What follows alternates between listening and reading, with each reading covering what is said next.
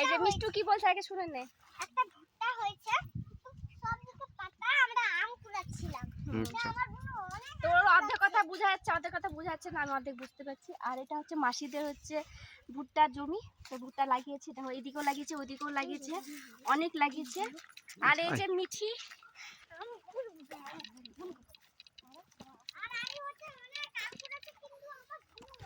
তুই না ভুট্টার জমিটা আম কুড়াতে এসে ভুট্টার জমি রাখে দিল।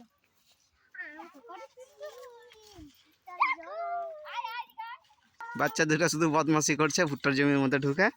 ভুট্টা আর কি যে করবে, পাকেনি বাবা ভুট্টা, এখন আর একটু লাগবে সময়, এখন বেবি কর্ন হয়ে আছে,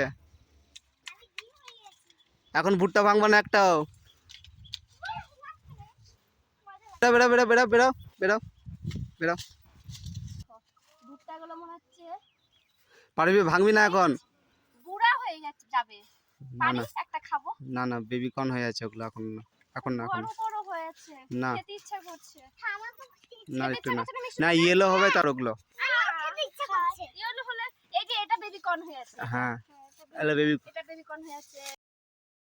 এটা ঠিক আছে, খেতে ইচ্ছা করছে না মিষ্টু? আমাদেরও খেতে ইচ্ছা করছে। আমারটাও একটা